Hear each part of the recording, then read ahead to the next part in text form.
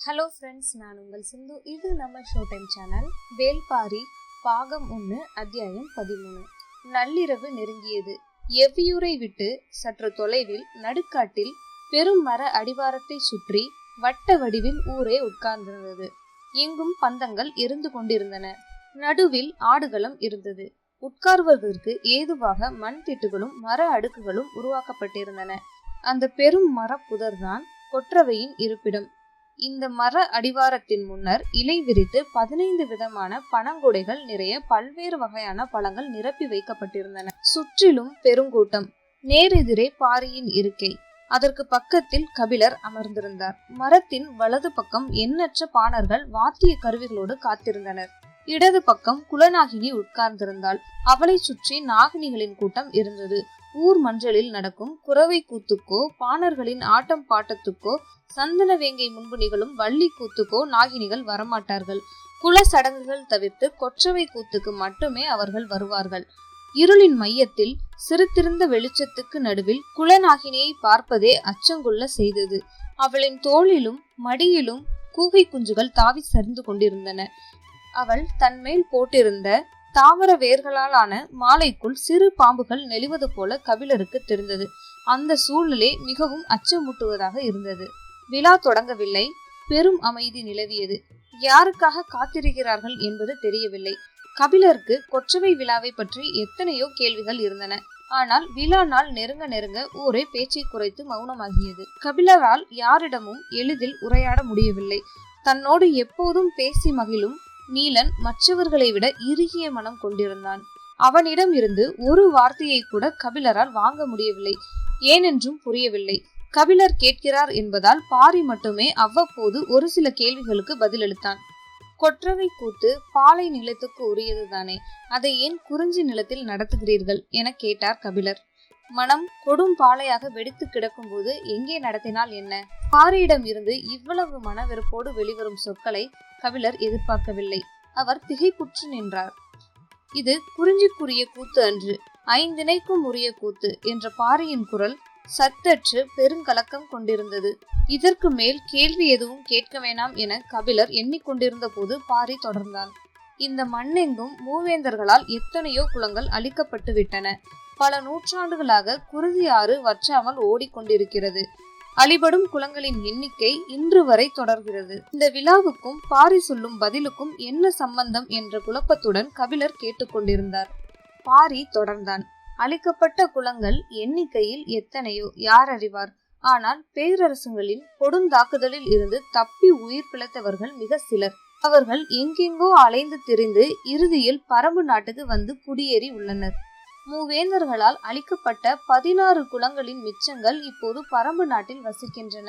அவர்களின் போர் தெய்வமான கொற்றவையிடம் முறையிட்டு ஆறா துயரை கொட்டி வஞ்சினம் உரைக்கும் விழாதான் இது. அழிக்கப்பட்ட 16 குலங்களின் வழித்தோன்றர்கள் இன்னும் மிச்சம் இருக்கிறார்களா? அவர்கள் எல்லாம் பரம்பு நாட்டில் இருக்கிறார்களா? செய்தி கபிலரை கலங்கடித்தது. பாரி தொடர்ந்தான். நாங்கள் மட்டுமே வேந்தர்களிடம் இருந்து பாதுகாத்து அடைக்கலம் தர முடியும் என்ற நம்பிக்கையில் அவர்கள் இங்கு குடி புகுந்தனர். அந்த குலங்களுக்கான குடிப்பாணர்களின் வழித்தோன்றல்கள் இப்போது எங்கெங்கோ இருக்கின்றன. அவர்கள் எல்லாம் 4 ஆண்டுக்கு ஒரு முறை நிகழும் இந்த விழாவுக்கு வந்து விடுவர். அழிந்த குலத்தின் வரலாற்றை அந்த பாணர்கள் பாட இறுதியில் குலத்தின் வழித்தோன்றல்கள் கொற்றவைக்கு பலியிட்டு சூளுரைப்பார்கள் என்றான் பாரி.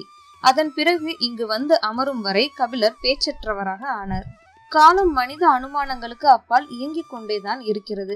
அதை எதிர்பாராத கணத்தில் சந்திக்கும் போது மனிதன் பொறி கலங்கி போவதை தவிர வேறு வழி என்ன? அழிந்த குலங்களின் வழித்தோன்றல்களை இன்னும் சிறிது நேரத்தில் பார்க்க போகிறோம் என்பதை கபிலரால் நம்ப முடியவில்லை. கடந்த காலத்தின் பெரும் சாட்சி ஒன்று கண்கள் முன்னால் விரிய போகிறது. மிச்சம் இருக்கும் அந்த குலங்கள் எவை எவை? தப்பி பிழைத்த அந்த மனிதர்கள் யார் யார்? வரலாற்றிலிருந்து அப்புறப்படுத்தப்பட்ட அந்த மகத்தான மனித செல்வங்களை மீண்டும் காண கிடைப்பது எவ்வளவு பெரும் வாய்ப்பு! இப்படி ஒரு தருணம் தனது வாழ்வில் வரும் என அவர் நினைத்து கூட பார்த்ததில்லை. பெரும் எதிர்பார்ப்புடன் இருந்தார். ஆனால் விழா தொடங்காமல் இருந்தது. இந்த மௌனம் யாருக்காக, ஏன் நீடிக்கிறது என்பது கபிலருக்கு விளங்கவில்லை. பொழுது நள்ளிரவை கடந்தது. இந்த மரத்தில் தெய்வ வாக்கு சொல்லும் விலங்குகள் உள்ளன. அவை மிக சிறியவை. ஆந்தை முகமும் அணில் உடலும் குரங்கு கால்களும் கொண்ட விலங்குகள் அவை. மிகவும் மிருளும் இயல்பு கொண்டவை. அகல கண்களை விழித்து குழந்தையைப் போலவே அஞ்சி மிரண்டு பார்க்கும் அவை இன்னும் மரத்தை விட்டு இறங்காமல் இருக்கின்றன. அவை மெல்ல இறங்கி வந்து எந்த கூடையில் உள்ள பழத்தை எடுத்து செல்கின்றனவோ அந்த குலப்பாடகன் தனது பாடலை பாடத் தொடங்குவான். பாடல் முடிந்ததும் அந்த குலத்தின் வழித்தோன்றல் கொற்றவைக்கு பலியிட்டு சூளுரைப்பர். அந்த தெய்வ வாக்கு விலங்குகள் இறங்கி வருவதற்காகத்தான் எல்லோரும் அமைதி கொண்டு காத்திருந்தனர். சிறிதளவு ஓசையும் அசைவும் இருந்தால் கூட அவை வெளிவராது. எனவே அந்த இடத்தில் இருள் நிரலும் அமைதி நிலவியது. மரக்கிளைகளுக்கு நடுவில் அப்போதுதான் பிறந்த ஆட்டுக்குட்டியை போல் சின்னஞ்சிறிய உடலை கொண்டு அந்த விலங்கு மெல்ல இறங்கி வந்தது. தலையை திருப்பி திருப்பி பார்த்தபடி மிருளும் விழிகளோடு கூடை அருகில் வந்தது. எல்லோரும் அது எந்த பழத்தை எடுக்கப் போகிறது என்பதை உற்று பார்த்து கொண்டிருந்தனர். கபிலரின் கண்கள் இமை குட்டாமல் நிலை குட்டி நின்றன. அசையும் மரக்கொப்பு ஒன்றின் மெல்லிய இரைச்சல் கேட்க கன நேரத்துக்குள் அது உள்ளோடி ஒளிந்தது. அதன் மறு வருகைக்காக எல்லோரும் காத்திருந்தனர். அதைவிட சின்னதான தெய்வ வாக்கு விலங்கு ஒன்று வேறு திசையில் இருந்து இறங்கி வந்தது. தயங்கியபடி கால் எடுத்து வைத்த அது கூடைக்கு அருகில் வந்து சேராது என்றுதான் பலரும் நினைத்தனர். ஆனால் நினைத்து முடிக்கும் கணத்தில் அதன் கையில் 3ஆம் கூடையில் இருந்த இலந்தை பழம் இருந்தது. அந்த கணத்தில் காட்டையே மிரட்டும் பேரொளியாக மேலே எழுந்தது குலவை ஒளி. மருத நிலத்துக்குரிய கிணைப்பறை கொட்டும் பாணர்கள் ஆடுகளத்துக்குள் நுழைந்தனர். கொற்றவையின் அருகில் வந்த மூத்த கிணையன் சிறுகோல் கொண்டு கிணைப்பறையின் தோளுக்கு மையத்தில் இருக்கும் கண்ணில் ஓங்கி அடித்தான். உடன் வந்த கலைஞர்கள் எல்லோரும் கிணை முழங்க அச்சமூட்டும் கிணைப்பறையின் பேரொளி எங்கும் பரவியது. குடிப்பானன் பாடலை தொடங்க தயாரானன். கபிலர் நடப்பதை புரிந்து கொள்ள முடியாமல் பாரியை பார்த்தார். வைகைக்கரை கூடல் நகரை ஆட்சி செய்த அகுதை குடிப்பானர்கள் அவர்கள். அகுதையின் குலப்பாடலை பாடப்போகிறார்கள் என்றான் பாரி. கபிலருக்கு மயிர் கூச்சிருந்தது. அகுதையின் வழித்தோன்றல்கள் இந்த உலகில் இன்னும் வாழ்ந்து கொண்டுதான் இருக்கிறார்களா? அந்த கதையை பாணர்கள் பாடுகின்றனரா? கபிலர் உச்சந்தலையை கைகளால் அழுத்தி மயிர்கட்சியின் சிலிர்ப்பை தளர்த்த முயன்றார். கூடல் மாநகரின் வரலாற்றையும் அகுதையின் கதையையும் அணு அணுவாக அறிந்தவர் கபிலர். எத்தனையோ தலைமுறைக்கு முன்னால் நடந்த நிகழ்வு அது. உரத்து சொல்லப்படுவதை விட காதோடு காதாக பேசும் கதைக்கு வயது அதிகம். அது காட்டுச் செடி போல ஒருபோதும் நிலம் விட்டு அகலாது. அகுதையின் குலம் கூடலை விட்டு அகற்றப்பட்டாலும் அவனை பற்றிய கதை கூடல் மாநகரில் இன்னும் சொல்லப்பட்டு கொண்டுதான் இருக்கிறது. யாரும் அறியாமல் விளக்குகள் அணைக்கப்பட்ட நள்ளிரவில் ரகசிய மொழியில் அகுதையின் கதை காலங்களை கடந்து வந்து கொண்டே இருக்கிறது. நாட்டில் உலவும் ரகசிய கதை காட்டுக்குள் பெரும் குரல் எடுத்து உருமுகிறது. கிணைப்பறை முழங்க மூத்த பாணன் கதையை தொடங்கினான். வைகை கரையில் செழித்து வளர்ந்த வேளாண்மை அழகிய நாகரிகத்துக்கு அடித்தளம் அமைத்தது. ஆற்றங்கரையின் நிலவளம் கொண்டு பயிர் வளம் வளர்க்கவும் விளைய வைக்கவும் அறுவடையை குவிக்கவுமாக வேளாண்மையின் அதிநுட்பங்களை கண்டறிந்தவர்கள் கூடல் மக்களே. குறிஞ்சி நிலம் கற்களாலான மண்ணை உடையது. முல்லை வெண்ணிற மண்ணை உடையது. நெய்தல் உவர் மண் நிலம். பாலை செம்மை ஏறியது. மருதம் மட்டுமே பொன்னிறமாக கரிசலும் வண்டலும் மேவி கிடப்பது. அதனாலேயே மண்ணையும் நீரையும் பிசைந்து உணவாக மாற்றக்கூடிய வித்தையை கூடல் மக்கள் முந்தி கற்றனர். அவர்களுக்குத்தான் மண்ணின் நிறம் பிடிபட்டது. வெவ்வேறு வகையான மண்ணுக்கு இருக்கக்கூடிய குணங்கள் பிடிபட்டன. புற்றுகளும் ஊற்றுகளும் அவர்களின் கணிப்புகளுக்குள் அடங்கின. தாவரங்களின் வேர்களை எந்த மண் தனது மார்போடு உள்வாங்கி அணைத்துக் கொள்ளும், எந்த மண் தலையில் முட்டி வெளித்தள்ளும் என அவர்கள் கண்டறிந்தனர். பறவைகளின் அழகு பறித்து தின்னும் காட்டு கதிர்களை கண்டறிந்தன.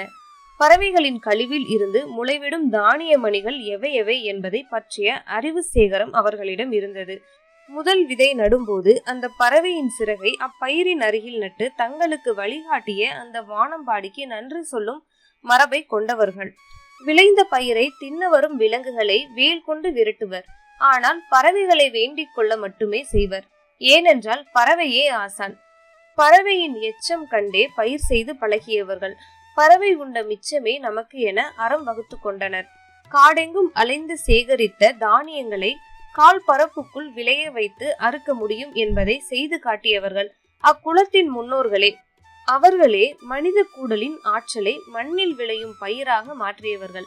அவர்கள் வாழ்விடமே கூடல் என அழைக்கப்படலாயிற்று. அந்த கூடல் நகரை உருவாக்கிய குலத்தின் தலைவன் அகுதை. அகுதையின் கதையை குலப்பாடகன் பாடத் தொடங்கிய கணமே பாரியின் கண்கள் கலங்கின. வேளாண் அறிவின் நுணுக்கத்தை இந்த உலகுக்கு கண்டறிந்து சொன்னது அகுதையின் குலம் அல்லவா? கபிலரை பார்த்து பாரி சொன்ன போது அவனது கண்ணில் திரண்ட நீருக்குள் பந்தத்தின் வெளிச்சம் நெளிந்தது. உப்பு விற்கும் உமணர்களே நிலமெங்கும் அலைந்து திரிபவர்கள்.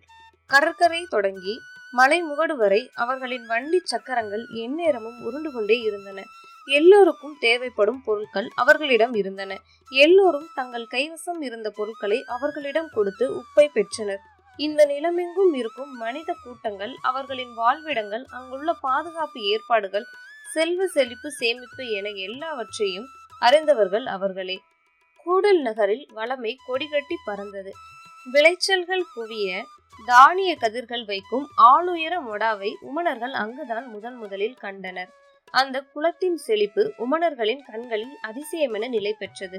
அது சொல்ல வேண்டிய எல்லா செய்திகளையும் சொன்னது.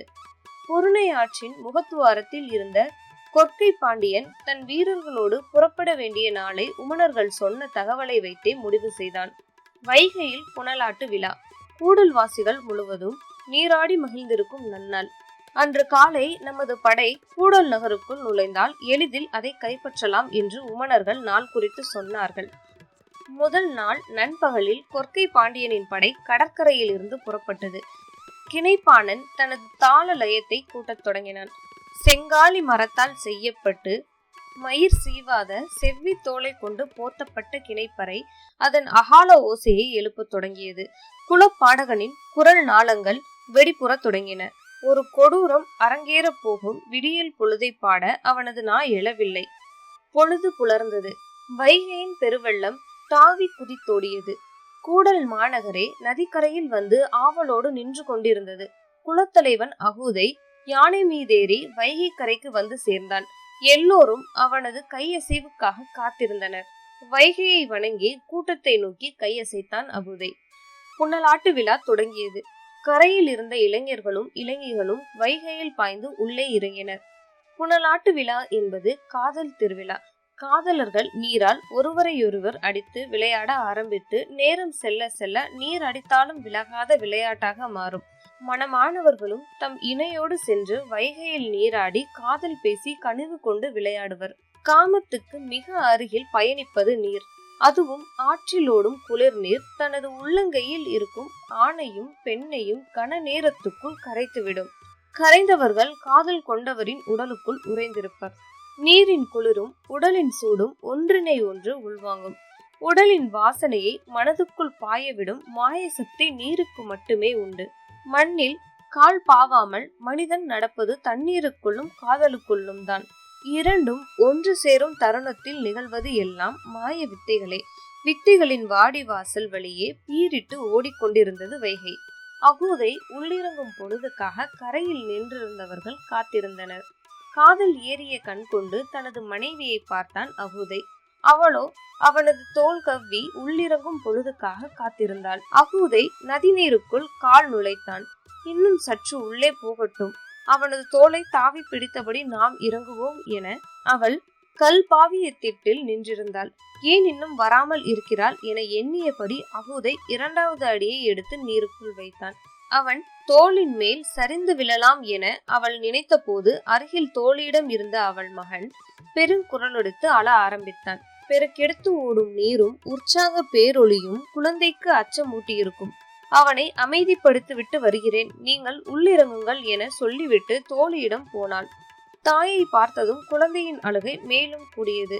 அவள் அவனை சமாதானப்படுத்த எவ்வளவோ முயன்றாள், முடியவில்லை. நீருக்குள் இருந்து அவளையே பார்த்து கொண்டிருந்தான் அகுதை. அந்த பார்வை அவளை துளைத்து கொண்டிருந்தது. குழந்தை அழுகையை நிறுத்துவதாக இல்லை. வேறு வழி இல்லாமல் குழந்தையை தூக்கி கொண்டு நதிக்கரையை விட்டு சற்றே அகன்று உள்காட்டுக்குள் நுழைந்தாள். குழந்தையின் முதுகை தட்டியபடி சமாதானப்படுத்தினாள். குழந்தை அழுகையை நிறுத்தவே இல்லை. நீரின் சத்தமும் நீராடுவோர் சத்தமும் கேட்காத அளவுக்கு அடர்ந்த மரங்களுக்கு இடையே மிகவும் உள்ளே சென்றாள். உள்ளே செல்ல செல்ல ஓசையின் அளவு கூடுவது போல் இருந்தது. மனித கூக்குரல் எங்கும் பேரளிக்கிறதே என யோசித்தவள் அகுதையின் கண்கள் தன்னை தடுமாற வைக்கிறது என நினைத்தபடி காட்டை ஊடுருவி வெகு தொலைவு சென்றாள். காலை கதிர்களின் இளமஞ்சள் ஒளியில் உள்காடு உலர்ந்து கொண்டிருந்தது. எங்கும் தும்பிகள் பறந்தன. புல் நுனிகள் பனித்துளிகளை உலர்த்தாமல் வைத்திருந்தன. தரையில் அழகிய செம்மூதாய் ஒன்று நகர்ந்து கொண்டிருந்தது. செந்நிற பட்டுப்பூச்சி அது. மேனியெல்லாம் மெத்தை போல மினுமினுத்து நகர்ந்தது. குழந்தையை அதன் அருகில் இறக்கிவிட்டாள். குழந்தை தனது பிஞ்சு விரலால் செம்மூதாயின் மேனியை மெல்ல தொட்டதும் அது நகர்வதை பார்த்து மலர்ந்து சிரித்தது. அந்த செம்பட்டு பூச்சியிடம் சிறிது நேரம் விளையாட விட்டபடி அவள் நின்று கொண்டிருந்தாள். சிவப்பு காமத்தின் அடையாளம். அவளது கண்கள் அதற்குள் போக எண்ணங்கள் எங்கெங்கோ சென்று கொண்டிருந்தன. அகுதையின் தோல் தழுவிய அந்த முதற்கணம் நினைவுக்கு வந்தது. அகுதை அதிகம் பேசாதவன். ஆனால் அந்த இரவில் அவன் பேசியதை இன்னொரு ஆண் இந்த உலகில் பேசியிருப்பானா என்பதே சந்தேகமே. காதல் சொல்லால் தான் மலர்கிறது. காதல் கொள்கையில் சின்னஞ்சிறு சொற்கள் எவ்வளவு பெரும் கிளர்ச்சியை ஏற்படுத்தக்கூடியவனவாக இருக்கின்றன.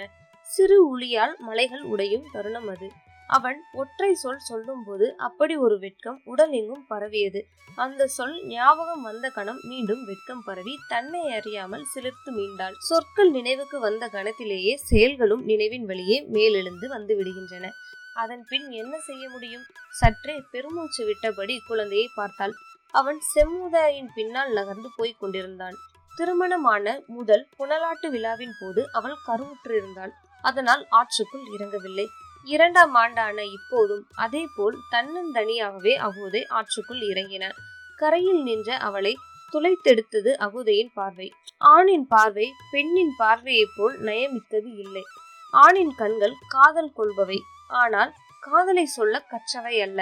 அவன் பார்வையால் பற்றி இழுத்தாலும் அவள் கண்களால் கைமாறு செய்து கொண்டிருந்தாள். கண்கள் விழித்திருந்தாலும் ஆந்தைக்கு பகலில் பார்வை கிடையாது. அதே போலத்தான் மனிதன் நீருக்குள் மூழ்கிவிட்டால் பார்வையை தொலைத்து விடுகிறான். ஆனால் காதலர்களுக்கு அப்படி அல்ல. அவர்கள் அந்த இடமே பார்வை பெறுகின்றனர். கண்களின் வேலையை கைகள் எடுத்துக் கொள்கின்றன. தேடுதலின் மூலம் 1000 விழிகள் உள்ளுக்குள் விழித்து அடங்குகின்றன. அதனால்தான் நீர் விளையாட்டு காதலின் களமாகிறது. அவள் கண்களை சிமிட்டி கனவை கலைத்தாள். குழந்தை நீண்ட நேரம் விளையாடி அமைதி அடைந்தது. சரி, அழைத்துச் செல்லலாம் என முடிவு செய்து அவள் காட்டை விட்டு நடக்கத் தொடங்கினாள். நதியை நோக்கி வர வர அவளுக்கு காட்டின் அமைதியை நீடித்தது. கொண்டாட்டத்தின் பேரொலி கேட்கவில்லை. இவ்வளவு அமைதியாக நீராட வாய்ப்பே இல்லையே என எண்ணியபடி நதியின் கரையில் ஏறி நின்று பார்த்தாள். மொத்த வைகையும் நீண்ட நகரும் செம்மூதாயாக காட்சியளித்தது. குருதி கரை புரண்டோட கரையெங்கும் நீர் எலும்புகள் போல் முட்கள் கோர்க்கப்பட்ட ஈட்டியுடனும் உயர்த்திய வாளுடனும் எண்ணற்ற வேற்று குலத்தினர் நின்று கொண்டிருந்தனர். குரல் வெடித்து சரிந்தான் குலப்பாடகன். பெண்களின் குலவையொலி பீரிட்டு கொண்டிருந்தது. குரல் உடைந்தபடி பாரி கபிலனிடம் சொன்னான். அந்த பெண் எதிரிகளின் கண்ணீர் படாமல் தப்பித்து கையில் குழந்தையோடு முது கிழவனை அழைத்து கொண்டு பல மாதங்களுக்கு பிறகு பரம்பு நாட்டுக்குள் நுழைந்திருக்கிறாள். பரம்பின் மக்கள் அவளை அள்ளி அணைத்து பாதுகாத்திருக்கின்றனர். அவளின் வழித்தோன்றல்கள் தான் இப்போது கொற்றவைக்கு காளையை பலி கொடுத்து சூளுரைக்க போகிறான் என்றான். தாங்க முடியாத துக்கத்தை கிழித்து கொண்டு கபிலருக்கு ஆர்வம் மேலே ஏறியது. அகூதையின் வழித்தோன்றல் இயற்கையை, வேளாண்மையை, நாகரிகத்தை நேசித்த அந்த மாமனிதனின் வம்ச கொடி யார் என அறிய கபிலர் ஆடுகளத்தை இமைக்காமல் பார்த்து கொண்டிருந்தார். தாமரையின் மேல் இதழில் முள்ளிறங்கும் நேரம் கூட அவரால் தாங்க முடியவில்லை. அந்த மகத்தான குலத்தில் உதித்த திருமகனை கண்டு வணங்க அவரை அறியாமலே கைகள் கூப்பின. அந்த கணம் இடமிருந்து உள்ளிறங்கினான் நீலன். இதோட அத்தியாயம் 13 முடியுது ஃப்ரெண்ட்ஸ். அடுத்த வீடியோல அத்தியாயம் 14 பார்க்கலாம். இந்த வீடியோ உங்களுக்கு பிடிச்சிருந்ததுன்னா லைக் பண்ணுங்க, ஷேர் பண்ணுங்க, மறக்காம சப்ஸ்கிரைப் பண்ணுங்க. உங்களோட சப்போர்ட்டை எனக்கு எப்பவுமே கொடுத்துட்டே இருங்க. நன்றி.